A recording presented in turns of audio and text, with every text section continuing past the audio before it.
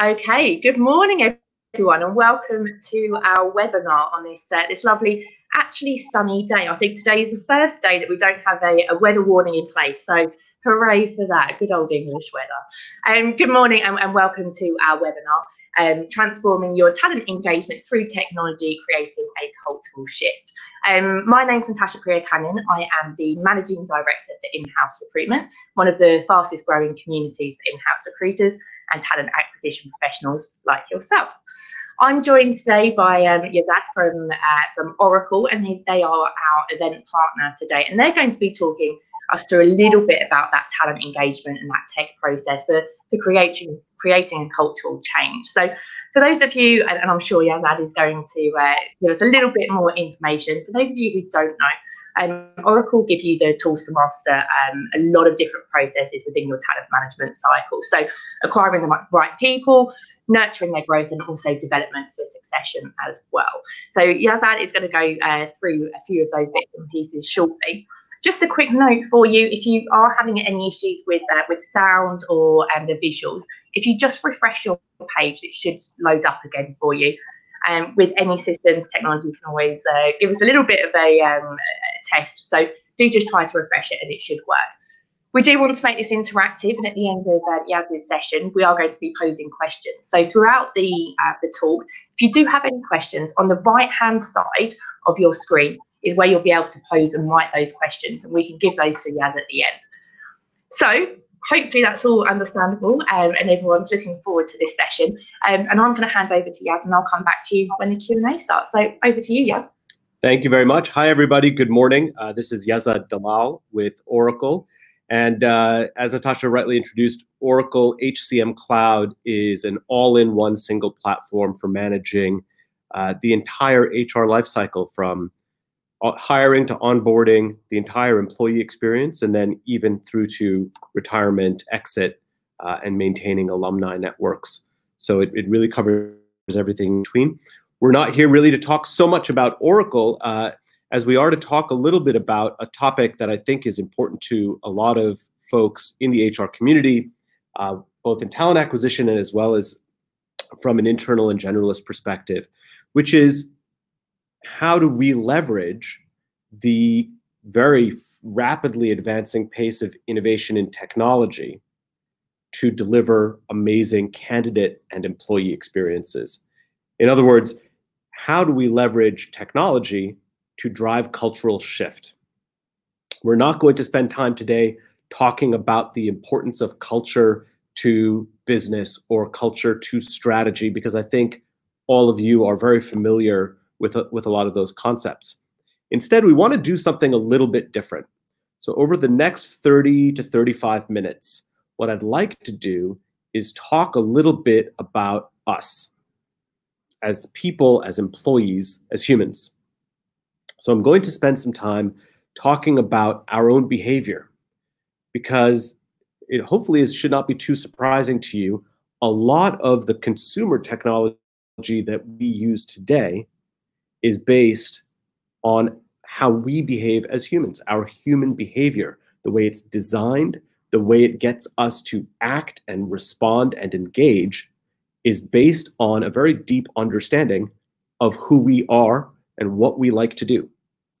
So we're going to spend a little bit of time talking about that, and then understanding what that means in a workplace context. What does that mean for us as humans who are also candidates, as humans who are also employees? And then we'll spend some time talking about what we've done here at Oracle to incorporate that thinking and that understanding in the way we deliver candidate and employee experience for the thousands of companies around the world who use our system.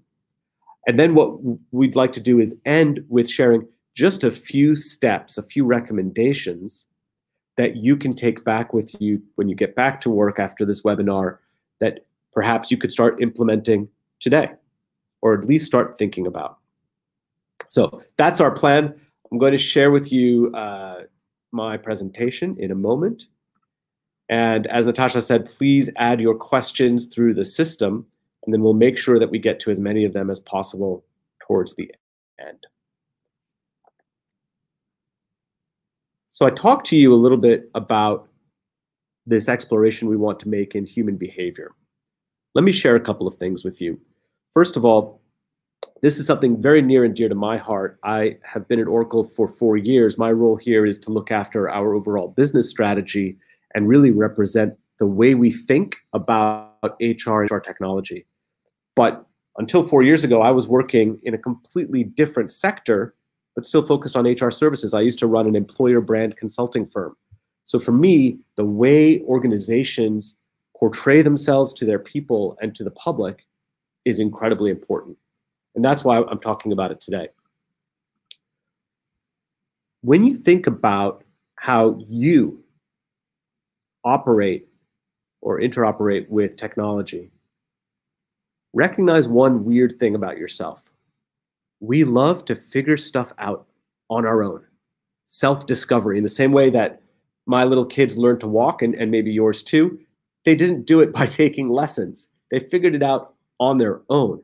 This is something that consumer technology figured out a long time ago. If you think about the top 10 websites in the world, look at what they have in common. Google, you search for everything. Facebook, you search for your friends. YouTube, you search for videos. Baidu, you search in China. Amazon, stuff to buy. Wikipedia, stuff to learn. In fact, only one of these is not a search engine, it's a messaging app. We love to figure stuff out on our own. And when we figure it out on our own, we reward ourselves, we get that dopamine rush. That's what Google has figured out. That when somebody looks for something, they don't have to give us the perfect answer. In fact, they give us 100,000 answers, they just rank them. And when we find the right link, we say, great job, Google. But when we can't find what we're looking for, we blame ourselves. Oh man, I put in the wrong search. So we're obsessed with this concept of self-discovery. And in fact, the big leaders at Google, like Matt Lawson, says, we do this by becoming digital anthropologists and digital psychologists. Now, to me, that's our language. That's the language of human resources. That's the language of recruitment. So there's already something that's deeply in common there. They're looking at this from a human behavioral perspective. In fact, there's a guy named David Rock. Many of you may be familiar with him. He's a neuroscientist. He's gone through countless studies to try and figure out how we influence each other, how we build engagement. And he said, maybe you learned about this in psychology classes in school. He said, let's take some of these old-fashioned approaches like Maslow's hierarchy of needs, maybe some of you are familiar, and let's modernize it. And he said, I've got 5 concepts that I think are the modern version of what we need. And he calls it the SCARF model: status, certainty, autonomy, relatedness, and fairness. So what does this mean in a workplace context? Well, let me translate a little bit. Basically, what he's saying is people want to know what's good about themselves. They want to know what's expected of them. They want to feel empowered to make decisions. They want to feel like they can connect at a human level. And they want to feel like they're treated fairly. So hopefully none of this is a surprise. I think it resonates with me. I think it resonates with all humans. This is what we're looking for in order to feel good in general and to feel good at work. So why are we talking about this? Because what these consumer technology firms have figured out, and what we're also doing here at Oracle, is in order to deliver an amazing experience for candidates and employees, we've got to take their human behavior into account and deliver it through what we call experience design. I don't know if you're familiar with this guy named Don Norman. Don Norman wrote a book in the 80s called The Design of Everyday Things. It became a seminal book, and companies from Apple to OXO, all of their design ethos is based on Don Norman's writings. Because Don Norman said that if we can design products or processes or services or events with a focus on the enjoyment of the experience, then we're delivering an amazing product or process. And he calls it experience design. Now, bear in mind, when Don Norman talks about enjoyment, he doesn't mean jumping up and down and laughing. He doesn't mean having a great time. His definition of a joyful experience is the absence of pain, the absence of obstacles. And he said, in order to get there, in order to deliver human-centered design, we must start with an understanding of psychology and technology. Sound familiar? That's exactly what the Google people figured out. And that if we can take this human-centered design approach, we can deliver what customers want. They want personalization. They want to figure out what's the exact right time to interact, what's the right time we want to interact with our customers so that they make buying decisions. How do we help them make it easy? How do we put the empowerment in their hands? How do we keep it authentic? How do we make them feel good about what they're doing? Does this sound familiar?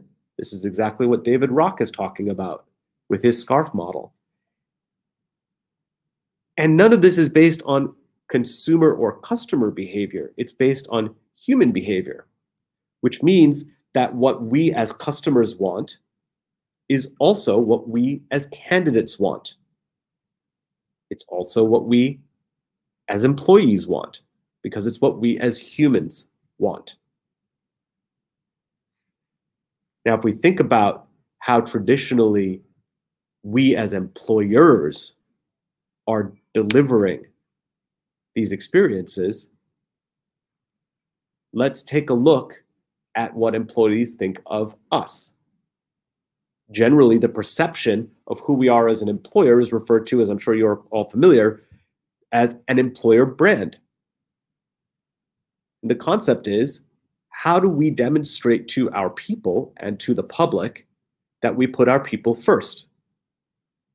That we recognize that when we truly care for our employees, or the experience that a candidate has before they even become an employee, that they'll care for each other, that they'll care for customers, that they'll care for the community, that fosters a workplace that thrives on trust and respect, and where we build a culture that focuses on those 5 elements of SCARF, that I know what's good about myself, that I know what my expectations are, that I feel like I'll be treated fairly, that I feel empowered.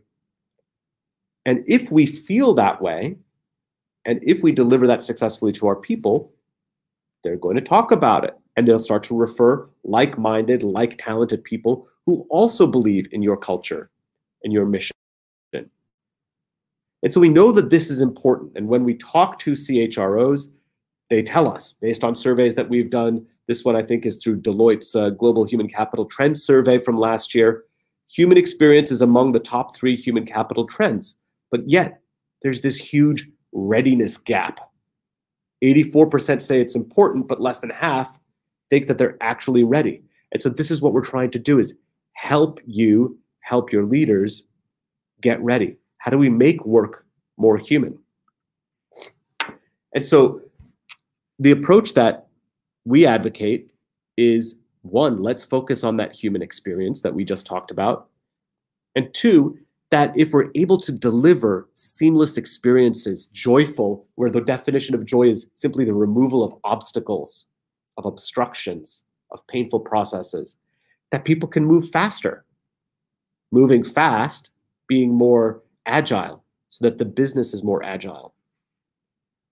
And the third piece, which I think is exciting for all of you on this call, is if we do it in the same pace of change, in the same rapid pace that, for instance, Uber updates its app on a regular basis, or your iCloud, or whatever apps you depend on for your work or for your play, that we do the same thing, and that we do that for our customers so that our customers start to develop a culture of innovation. And that becomes important for every organization to show their people, not only are we delivering a more human experience for you, but it is regularly updating, innovating.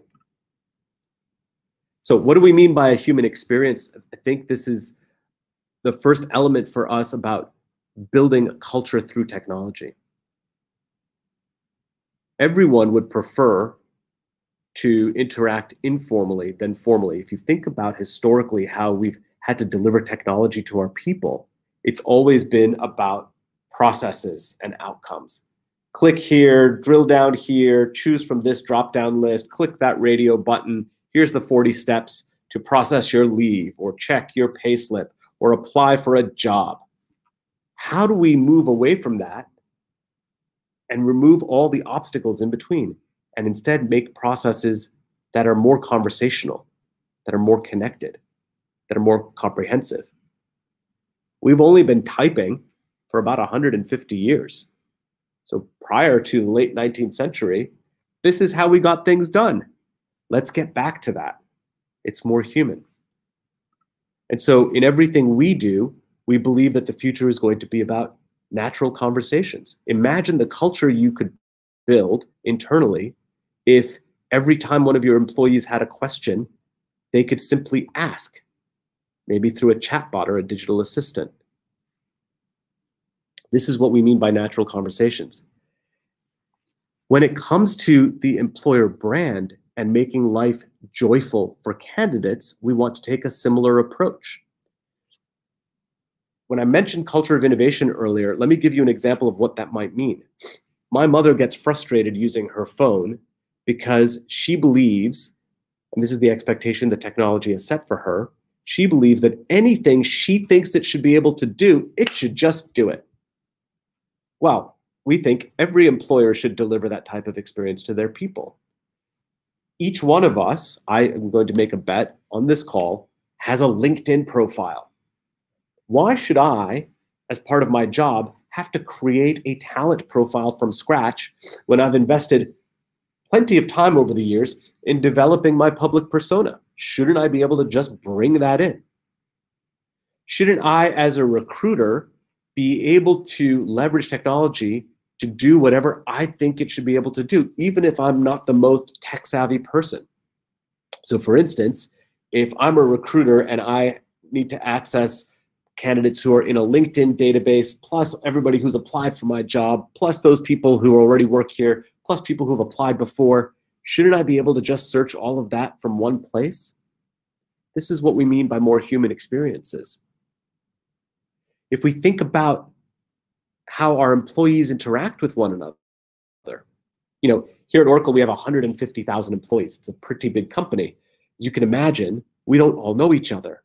The number one most used aspect of our HCM platform internally is the employee directory.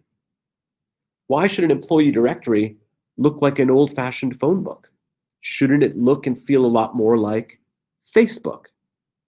So everything we think it should be able to do, it should do. So when you think about how to deliver cultural change through technology, imagine if you're able to suddenly deliver an employee directory that feels more like a social network. Imagine the types of relationships that people can start to explore, discover, foster, create. What does that mean for their career? What does that mean for getting their job done better and faster? When we talk about business agility, we think there's a huge opportunity for you to deliver cultural shift through technology by focusing on keeping it simple. Take complex processes, and remember, we love to figure stuff out on our own. Take complex processes that make it a joy to discover on our own. Less training, less figuring out, more doing. So that when I need to get something done, if my phone already knows where I need to be next based on my calendar and it sends me a little alert, why shouldn't my employer provide the same technology to me? What does that mean for our culture when we move away from a bunch of alerts where you get that email, I think we all get these and send these, where the subject line says, mandatory action, : your expense report is overdue, or you must fill out this form, or you need to get back to me ASAP. What if it was more intuitive and a gentle nudge?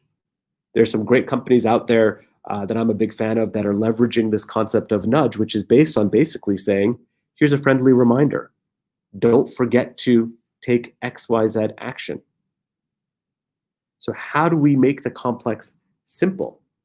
I'll give you a great example. Do you celebrate people who get married in the office? Well, of course we do. How does our technology support that?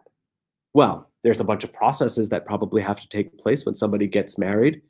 What if we had a system or a set of technology that says, congratulations, you got married. Do you need to change your name, your address, your tax status, your beneficiaries, your business cards? Let's get all that going. Let's get that done. This is tribal knowledge that we're trying to update here. Take complex processes and make them simple. And suddenly we have a culture where people feel a bit cocooned, a bit loved by their employer based on the technology experience that you're delivering.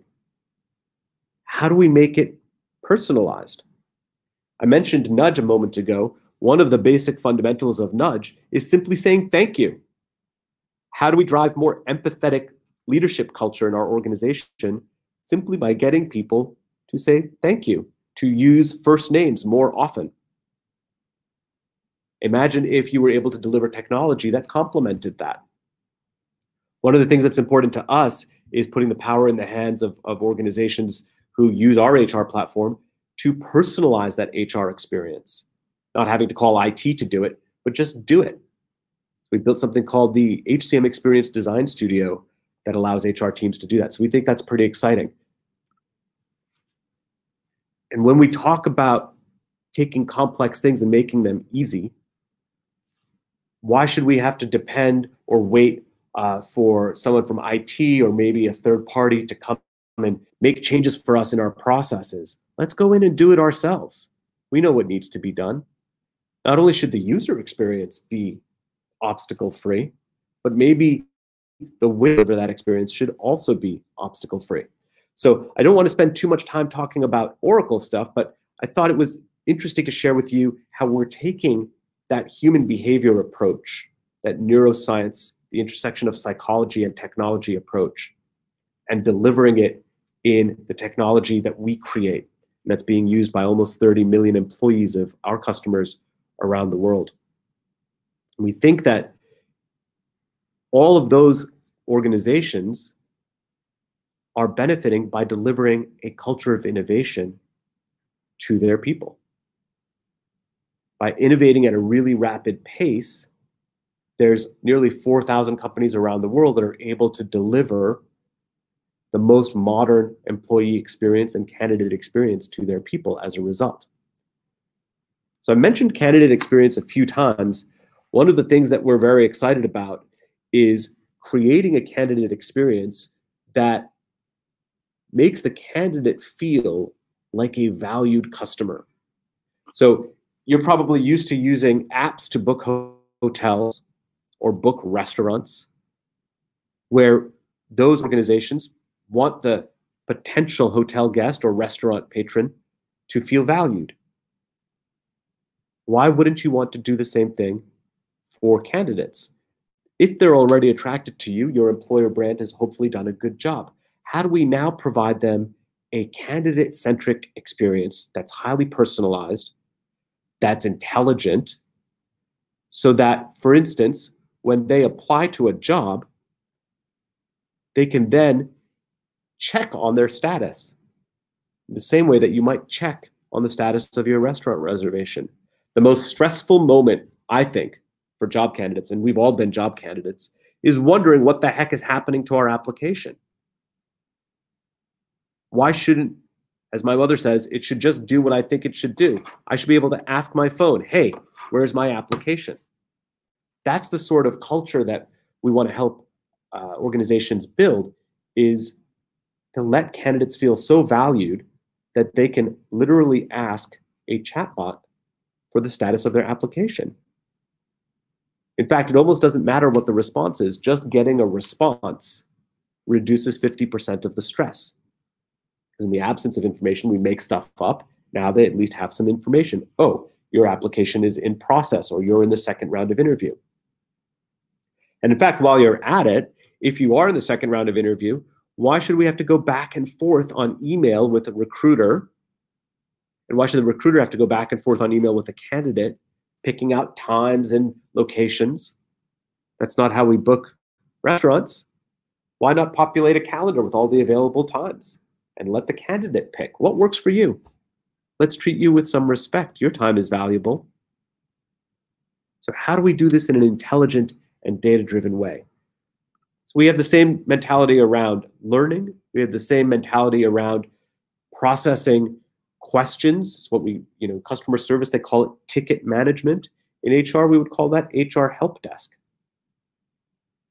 So when we talk about building culture through technology, we're talking about technology that starts by understanding human behavior, that understands that intersection between psychology and tech, that understands what's important to us as humans, that allows us to deliver amazing candidate experiences and employee experiences. So I know a lot of you may be thinking, okay, that's fine and dandy, and you're talking a little bit about your own technology. What can I do today? Let me share with you a few thoughts, and then I'm happy to take some questions. We talked about employee experience. We talked about employer brand. And I think we all agree that if we invest in an employee experience, that creates and enhances our reputation in the market, which is our brand. And to do that, we focus on delivering a consistent brand, that we demonstrate that we provide flexibility and mobility to our people, that they feel that they're empowered to explore roles within the organization where they feel a sense of purpose, and where hopefully, if we're doing our jobs right, they become tremendous advocates for us as an employer. So what are some steps that we can take to begin that journey? I'll share a few suggestions here that I think are meaningful, that we've used here at Oracle and that we've seen a lot of our customers do as well. But maybe I'll give you, from a candidate perspective specifically, 3 sets of ideas. First, around how we attract talent. I think no surprise to anyone, we have mobile first, but I think we also need to provide multiple channels for applying. The old-fashioned route of see a job posting, click apply, cannot and should not be the only methodology. We need to look at social networks. We need to look at messaging apps. We need to look at chatbots like we talked about. And then how do we empower our own people through what we used to call referral to be our brand advocates, to attract talent in, but to also start those conversations. And once we're engaged with those candidates, to look at ways to personalize the experience, to leverage the technology around us. Anything I think it should be able to do, it should just do. I've got a camera on my phone and on my laptop. Why aren't we doing more with video? Second piece of it is in the application process itself. One of the most frustrating things we talked about was not knowing where we are in the process. Maybe the other one is not knowing where we are in the application flow. Hey, how many more screens do I have to go through? How do we reduce that friction? How do we give candidates a sense of control? Let them know where they are in the process. Let them check in. And let's not leave them hanging. We don't want to ghost on a candidate. If we're not going to progress them, let's give them a pleasant experience even when we say no. These are all steps that we can take today, regardless of what technology you have at hand. And then once we have good news to share, we've gone through that interview process, which hopefully we did as seamlessly as possible, that we provide them with regular feedback. We also take feedback from them and present the offer. In fact, I'll give you one more example on this note that we have been doing at Oracle for probably 9 years now, and doesn't require a tremendous amount of fancy technology, just a willingness to merge 2 processes. Starting about 10 years ago, we started adding the onboarding process to the offer process in a single flow. What does that mean? It meant that when, and this happened for me as well when I joined 4 years ago, I got my offer letter in the form of an email, which said, here's a link to your offer package. When I clicked on it, it opened up a screen with 4 or 5 documents that I had to execute in order. The first one was the offer. The next one was about benefits. The third one was an American Express corporate card application. Think about this. And I work in an organization where we travel incessantly. That's a critical business tool. by getting me to fill out the application as part of the offer acceptance, it accelerates the receiving of my corporate card, so that if I need to travel for a training, I can immediately start expensing it. By including 90% of our onboarding process and paperwork in the offer acceptance workflow, we reduced by 90 minutes per candidate the entire onboarding process. Just to do a bit of quick, slightly exaggerated math, 90 minutes times about 20,000 hires per year, we figured that we save about 17 years of HR hours just by merging onboarding paperwork into the offer acceptance workflow. So relatively simple tactics that you can start to do today, that if we can focus on delivering through targeted communication, personalized interactions, and the modern technologies, whatever I think it should do, it should just do, we can deliver an amazing candidate experience and an amazing employee experience.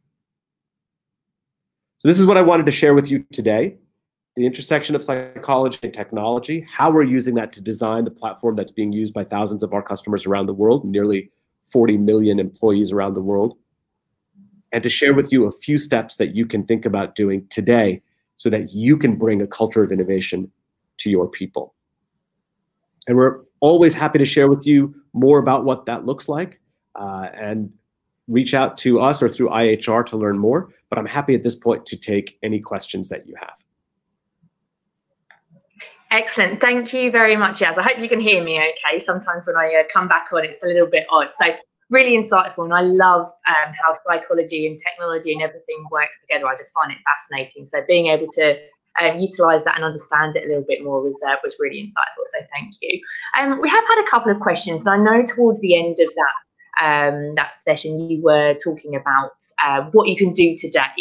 Obviously creating the tech and culture change is not something that you can do overnight, but if someone wanted to go back to the office today and there were 2 or 3 things that they could literally walk back into the office or turn around behind them, what would you suggest would be the first steps that they can take? So I think, first of all, confirm that if you agree with what we just talked about this morning, confirm that others agree with it as well. I think that's important. There's a hurdle when it comes to evangelizing new concepts, and it's around getting people to believe what you believe.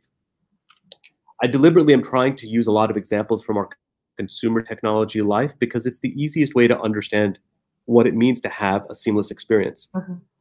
When you get off this call and you want to think about how to implement some of this at work, the first thing that I might suggest is to confirm that the people around you agree. I would ask them, do you think that people who apply to work at our company should have the same kind of experience that they do when they try to make a restaurant or a hotel reservation? Do you think that we are as good at attracting the right people to come and work here as retailers, hotels, and restaurants are at attracting the right type of people to come and eat there or stay there or buy there? And if the answer to these questions is no, then you already know what you need to do because the technology is roughly the same. It's about leveraging digital to get your brand out there. And often that includes platforms like Instagram, not just the LinkedIns of the world. And it involves leveraging the hardware that we already have. To make that connection, it's then about what technology do we want to invest in to bring that to life.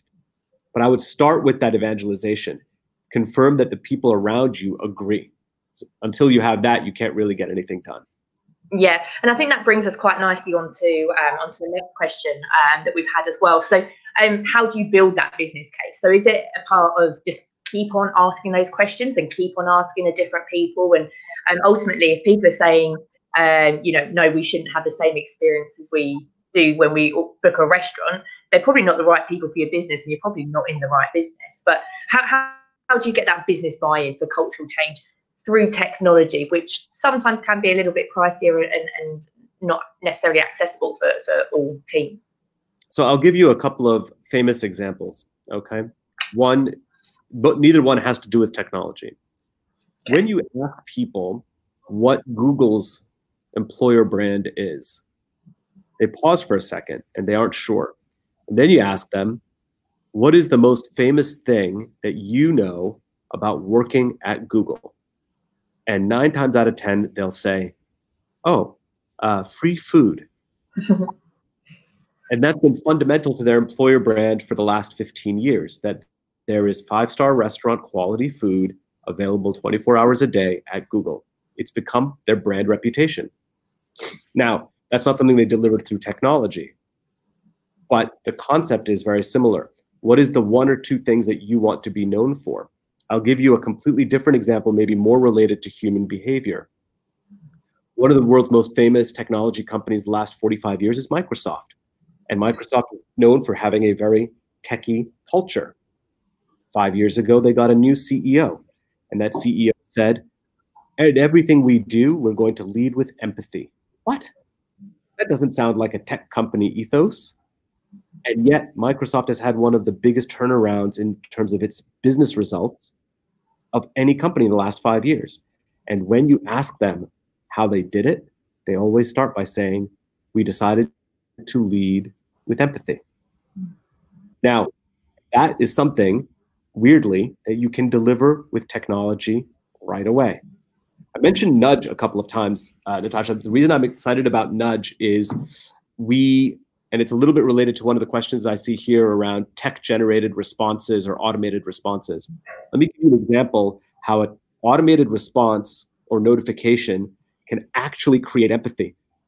If you imagine that you have a boss who isn't necessarily warm and fuzzy, hard to imagine, I'm sure, for a lot of people. And they're always down to business, never really paying attention to how you're doing or your personal life. Now, imagine that they're about to walk into their team meeting. We're all sitting at the table. The boss is about to walk in the door, and her phone buzzes or her watch buzzes. And it says, you're about to walk into your team meeting. Everyone's there. Don't forget to wish Natasha a happy birthday. Now, this leader, who's not known for their warmth, she walks in the room and says, let's get started. By the way, Natasha, happy birthday. Even if all of you know she's only saying it because her watch buzzed, it's still a good feeling. We like to hear our own name. We like to have our personal milestones recognized. Yeah. A small example of how technology can help to drive culture. Imagine that at scale. If 20% of our managers are unempathetic and suddenly they all start to make comments that make us feel better about who we are as their employee, that creates a shift. Yeah, okay, brilliant. And you touched on it very slightly just then as well. There's a question from Oliver, and Daniel sort of feeds into it a little bit. Do you think people get the same sense of satisfaction from a generic automated feedback as they do from a personalized response? So it's that whole human versus tech interaction engagement piece. So do you get the same kind of satisfaction, or do you actually need to personalize that automated feedback? Well, I think everyone will have their own response to that. But generally speaking, if you think about the Google example we gave at the beginning of the discussion, we love to figure stuff out on our own. So don't think of it as a technology-generated response. If I'm interacting with a digital assistant or a chatbot, and at the end of that interaction, I got what I wanted, or I figured out what I was trying to understand, I will immediately feel good because my brain rewards me for having figured it out. So it doesn't matter that it wasn't human-to-human interaction, as long as I feel good about the outcome. But what we're also seeing is that it's not linear. So let me give you an example. In many of the organizations of the people that are on this call, you may have an HR business partner position in the firm. Or you wish you did, but everyone in HR is too busy to set aside a role or the time required to really be that internal consultative HR BP. Imagine if you were able to reduce 90% plus of all the administrative questions that we get in HR through some sort of automated system like an HR help desk, like a digital assistant, then by moving all those questions to automated response, we are now able to have those warmer interactions. So while those responses themselves may not feel more human, our experience with HR becomes more human. Okay, great. And Daniel's question kind of leads on very nicely, Daniel. Catherine, we'll get to your question in a second. Daniel's asked, at what point in the hiring process do you think there should be a human-to-human interaction as opposed to tech-generated response? And that's whether you think there should be a human-to-human interaction. So what point in that process do you think? I'm wary of stretching my analogies, but I will try this one. So I mentioned a couple of times the concept of restaurant booking. So let's make that. Yes. Let's make it more high stakes, because I don't want to trivialize it. And hiring process and restaurants are not the same. But let's say that I am making a booking for my 10th wedding anniversary. Now, this is something a little bit special. It's intimate. At what point do I want that to be an automated experience? And at what point do I prefer for it to become human? I might suggest that I want to secure the table as quickly as possible. I want that to be automated, fast. I want to see the availability in the calendar. I want to see perhaps even where the table is situated and get the right time, the right date. But then I also want to let them know that it's my anniversary. Would you do something special for us? Would you bring this surprise for my spouse or my partner? That might be something I want to communicate through text because I want speed. But then imagine how much better my experience is if a few days prior to the booking, the restaurant calls me up and says, Mr. Dalal, we have your booking. We're so excited for your 5th anniversary. We actually Googled your wife's, yours, found some photos from your wedding day. We've printed it on a piece of chocolate that's going to be on a cake when you guys come for dessert. Would that be good? Okay for you?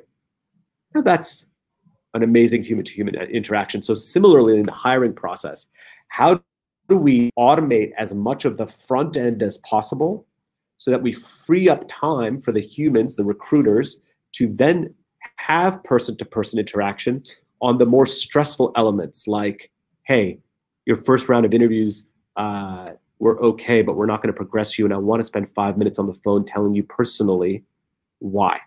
Mm-hmm. That's also an amazing experience. Or conversely, it went amazingly well, and I want to spend 10 minutes coaching you for the next round because we're really, really impressed with you so far. That's human interaction that anybody would value. So automate as much of the stuff up front so that we can free up time to focus on those warmer interactions. So it's essentially focusing on that value add. That's when you should have that human to human, the scheduling, the backwards and forwards that takes a lot of time. That's the stuff you can automate, and the value add is where you should be having that human to human interaction. Yes, and it doesn't have to always be sequential. So if the first set of touch points is automated, then there's that human interaction, which is warmer. And now, okay, they're impressed with me, la-di-da. I did my second round interview. I need to know where I'm at from the digital assistant and just say, what's the status of my application? And if I'm logged in, it should immediately be able to tell me, hey, we're still reviewing you after the second round of interviews, or you're going to the third round and check your inbox. We've just emailed you some more material. Yeah. Okay, brilliant.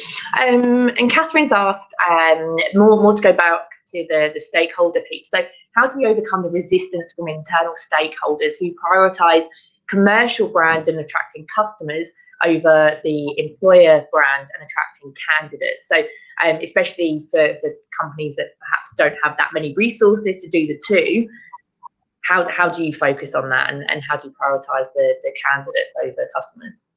Sure. Well, I think every employer is unique. So I think depending on whether this is a B2C type of company versus a B2B, excuse me, for retailers and B2C companies, this is incredibly important because our people are often also our customers. They're going to speak on our behalf.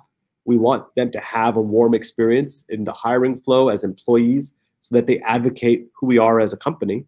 People are more likely to buy our products. So from a retail or a B2C perspective, that makes sense. And from a B2B perspective, if you're in the public sector or higher education or healthcare, this is also important because the pride that people have in their workplace also gets shared.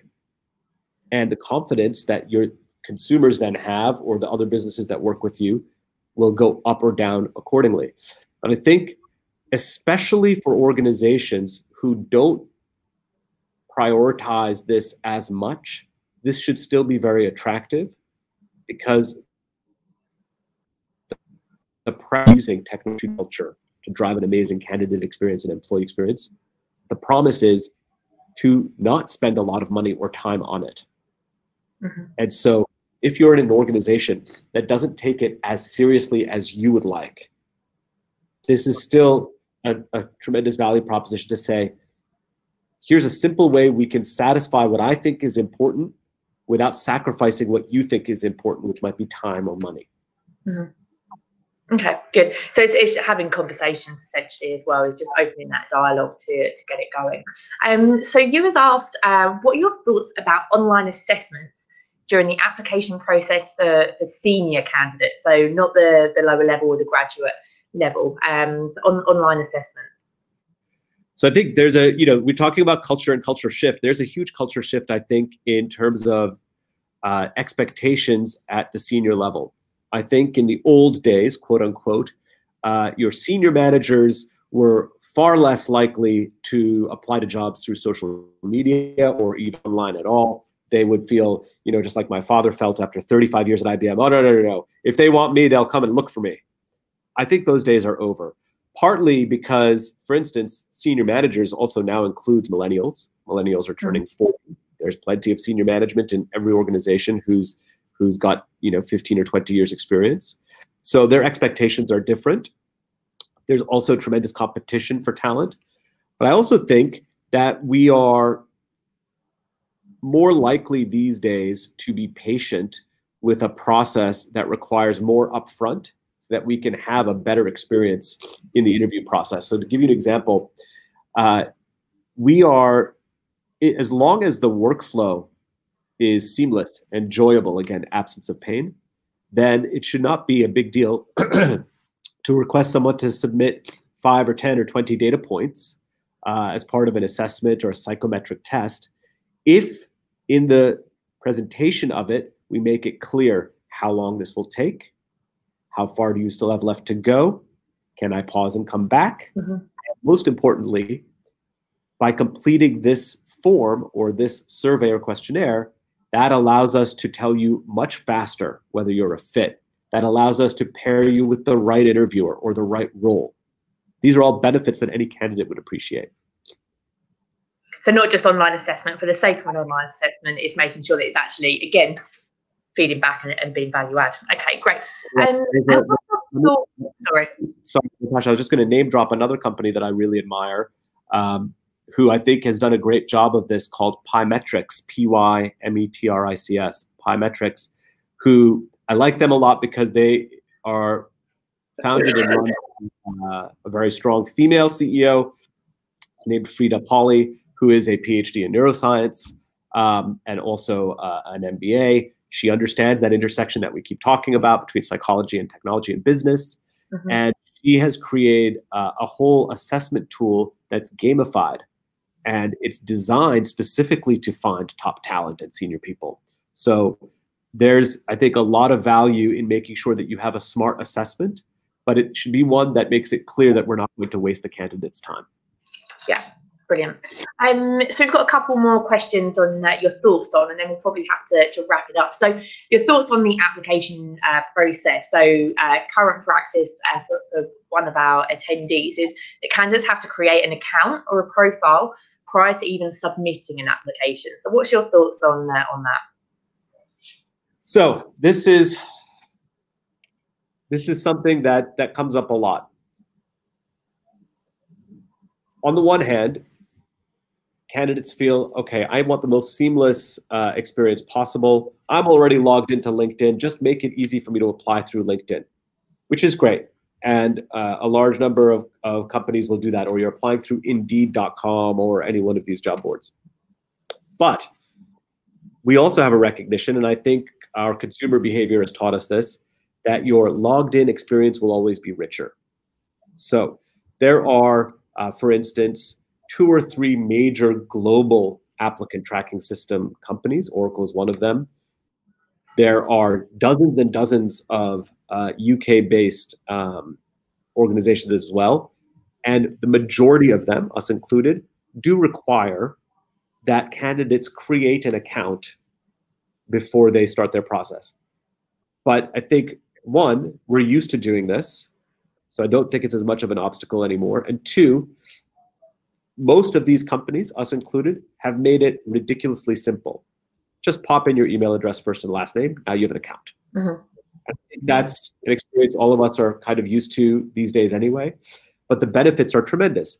Now I know my application will be secure, but more importantly, if I'm using, or if the organization I'm applying to is using a widely used platform, whether it's Oracle's or someone else's, or there's a number of great local UK-based firms as well, that means every time I apply for a job with another company using that same platform, all my stuff is stored.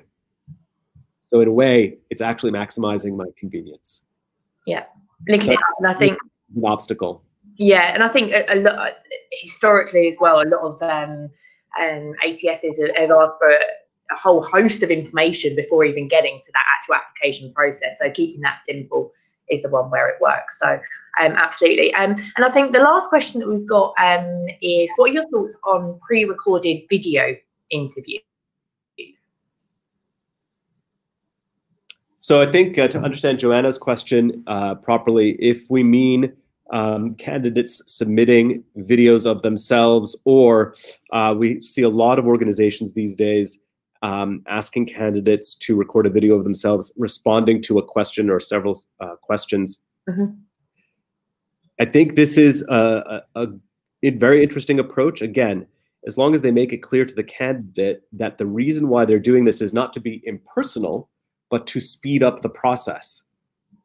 What candidates often don't realize or think about, which is important, I think, to explain to them, we have to respect them, is that organizations that are doing pre-recorded video interviews are able to process a much larger number of applicants and are able to analyze much better the interviews because they have been recorded. They may be using applications on the back end, excuse me, to assess emotion, to assess honesty sometimes, to assess knowledge of their subject, confidence levels, depending on the role, if it requires, someone who speaks publicly.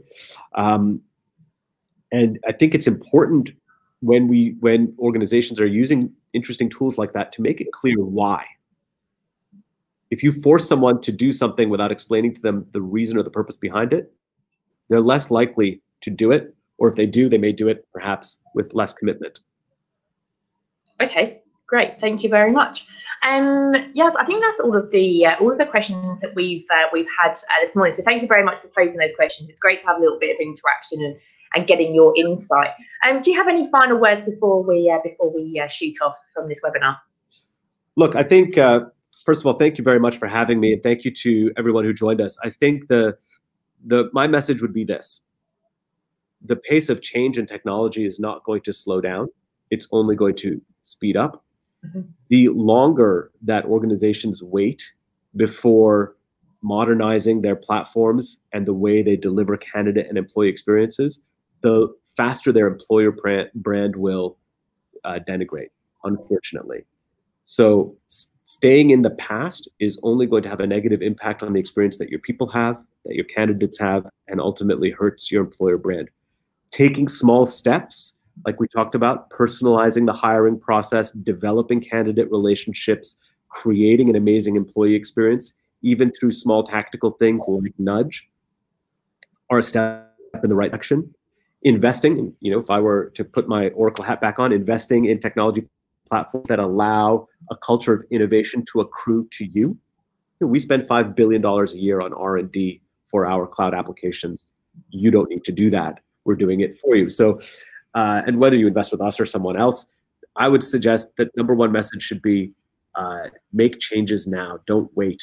Every minute you wait your best people are going to look elsewhere, and the best people are not going to come to you.